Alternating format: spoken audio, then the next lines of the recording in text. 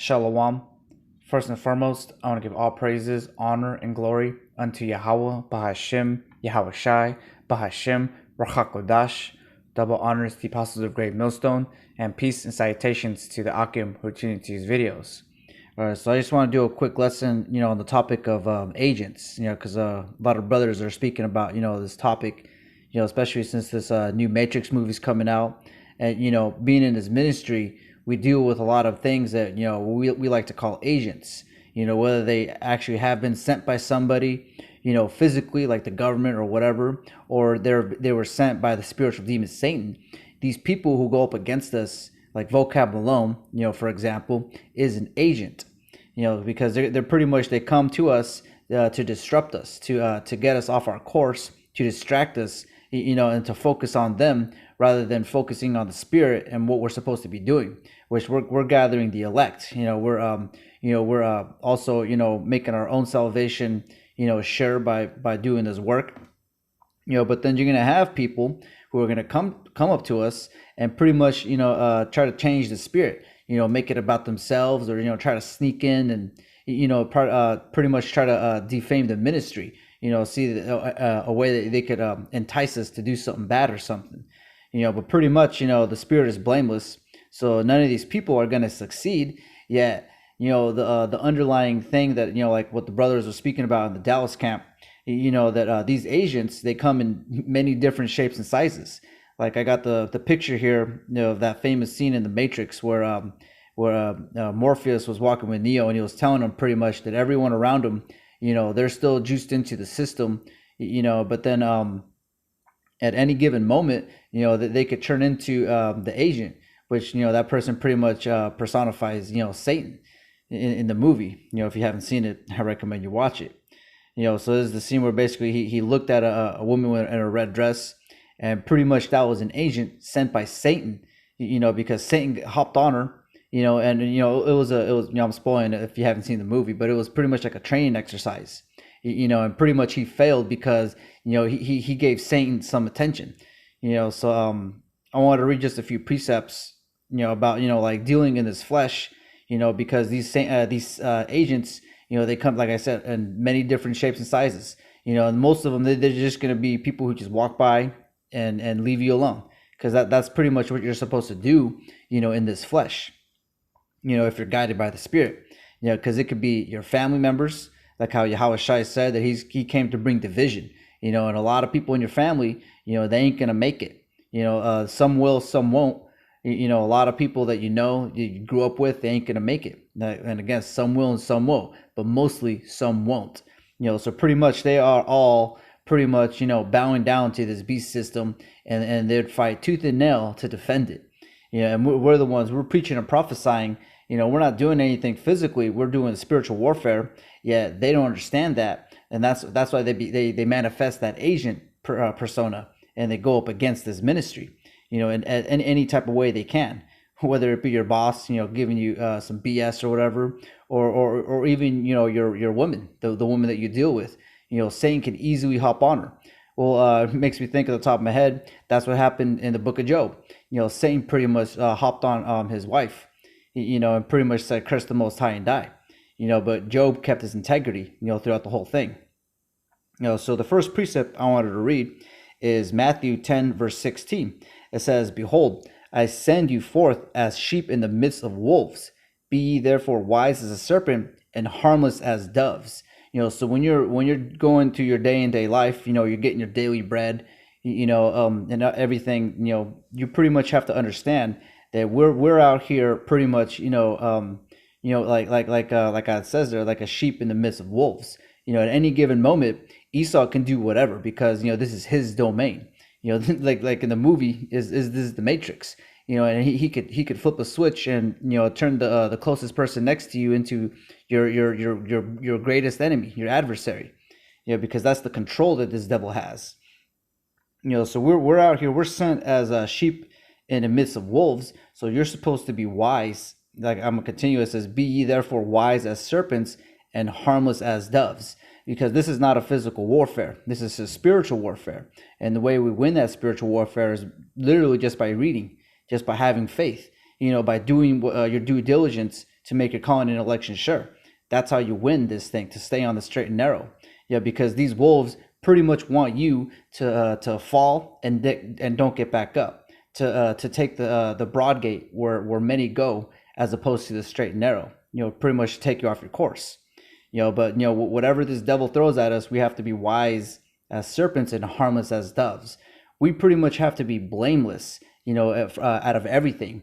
Even if it's a family, situation, you have to, take the L, so to speak, and let them do whatever, so that you are blameless. Don't lift a finger against these people, because, like I said, Satan pretty much has this whole dominion, and at any given moment, he can make, your family members your worst enemies.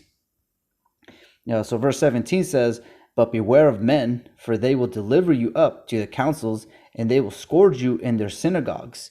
What it makes me think there, because Esau, he wants us to fall for the agent's devices. Because like that one guy, I forget his name, Darnell Brooks, I think. Esau is just continuously trying to make us fall, and go to the broad gate with way of defamation, with way of like little tactics like that, where people pretty much demonize us, and they want to get like a kick out of us, because he's going to send people, to us, to deliver us up to the councils, because he wants us to look like we're the bad guys. When this guy is, the guy who established this place with lies, robberies, and blood. So we have to show ourselves better than him by being blameless, by just sticking to the scriptures and not to divert from them. But he's going to send people, because I'm going to read from verse 17 again. It says, "But beware of men, for they will deliver you up to the councils, and they will scourge you in their synagogues." And then there's going to come in times where, these people are actually going to be sent, to do something to us. Right now, it's just the spirit. When a person comes up to us, that's why you have to study these scriptures and know the breakdowns, so that when they come up to you in the spirit of Satan, you can confound them, so that the edification for the ministry comes out. So that's pretty much the only thing that those agents are, on the right hand side used for. Because they're all controlled by the Heavenly Father. With the left hand side and the right hand side, those agents pretty much are making sure you're doing your job. You got to think of the book of Job. He didn't really encounter agents like in today's life, but he countered those friends who pretty much they were giving him crap. His women. You have to understand that we're in this time. Where agents, they come in all shapes and sizes. It could be just like in the book of Job. It could be a completely different thing. But you have to understand that the only thing that's gonna keep you stable in those times is the spirit and power of Yahweh Hashem Yahweh Shai, and the faith that you get from reading these scriptures. All right, so as another precept is 1 Peter 5:8. It says, "Be sober, be vigilant, because your adversary the devil, as a roaring lion, walketh about, seeking whom he may devour." So if you don't have the covering of Yahweh Shai, you're pretty much, you're out there in the midst of wolves and lions even, because that's pretty much Satan's job, is he's going to send those agents at you, and your job, as a hopeful elect, is to overcome, the fiery darts of Satan, because he's going to send agents, and it ain't going to be like in the movies where, these guys are literally computer, glitches or whatever, and they're just, doing the most. But you have to understand this is the flesh that we're dealing with. Reality. This ain't gonna be a movie, but it's gonna have themes from a movie, like with these agents. Because anybody who ain't with us is against us. They're not holding up a sign. They're not taking notes on the outside of the camp. They're pretty much considered agents. So another precept I have is in 2 Peter 3, and I think I'm gonna start at I'm just going to read verse 3. This is 2 Peter 3, verse 3. It says, "Knowing this first, that there shall come in the last days scoffers, walking after their own lust." So like I said, they're going to come in every shape and size. They're gonna come and try to distract us or whatever, try to make fun of us. All that is supposed to just bounce off of us, because this is a spiritual warfare. This ministry, this third temple being built, it's made out of the spirit, and whatever they do it to you, it's all carnal. So we have to understand, that these things are going to happen. We weren't sent out here, not knowing these things. We were pretty much told, like in the scriptures here in the book of Peter's, that when we go out there and push this word, that we're gonna get a little bit of a pushback from the people, but don't think of any of those people, because we already know their end fall is, they're gonna be destroyed. The wicked are reserved for the day of evil. Our job mainly, like the focus, is yourself and the hopeful elect, to wake up the hopeful elect, because that's what we're supposed to rejoice in. We don't really care if a person comes by and gets condemned, confounded, because that's normal. Those pretty much nobodies. Like people in the Matrix, they don't count. They're pretty much heathens. They're like spittle. But understand that they are going to come against us, and it ain't going to stop until Yahweh Shai returns. All right, so this is Jude 1 verse 4. It says, "For there are certain men crept in unawares." And that's going back to what I was saying, that there's going to be all different sizes. Your wife, co-workers, people who just, like you're waiting on the bus and someone just mean mugs you for no reason. But then also to the brothers from your left and your right, because we don't know that we're saved until we're actually saved. That's why we're the hopeful elect, and we make our calling and election sure. So like when a person says that they're saved by Cesare Borgia, they're not making any sense, because we're not saved until we're actually saved. And this captivity, this chastisement that we're going through. But so, like, speaking about the people from left and your right, you have to put the scope on your brother too. With love, because you don't want your brother to become an agent. You don't want him to fall, because we're all gonna fall. The just man falls 7 times. But it's good for a brother to be there to your side to pick you back up, reciprocate you. So if you're with your brothers, make sure to keep a stern eye to them. Rebuke them if you have to, because that's actually love. Because you don't want your brothers in this ministry to be of the 2/3, because you would have wasted your time, building a relationship with an agent this whole time. A person who you really thought was sincere, that they actually had a chance. But then, like how the scripture says here, there's going to be certain men crept in unawares, and we've already encountered that, and I already know Apostle Tahar and all the apostles from Great Millstone on down. The longer you're in here, the more you start seeing this. You see people come in and then they disappear, like they were actually sent from the government or something. So you have to understand, like this entity known as agents. They come in all different shapes and sizes. So you're supposed to be wise as a serpent, harmless as a dove, and just be aware of what Satan is doing out there. All right, so I'm going to read, from the top again. It's Jude 1 verse 4. It says, "For there are certain men crept in unawares, who were before of old ordained to this condemnation, ungodly men, turning the grace of our power into lasciviousness, and denying the only Lord Yahweh power, and our Lord Yahweh Shai HaMashiach." Yeah, because pretty much if you're in this and you're just faking the funk, if you're in this and you quit, you put your hand on the plow and you take it off, you pretty much are denying Yahweh B'Hashem Yahweh Shai. Because the important thing is we're waking people up. We're not waking you up and then until you go take a nap again. We're waking you up so that you can stay up.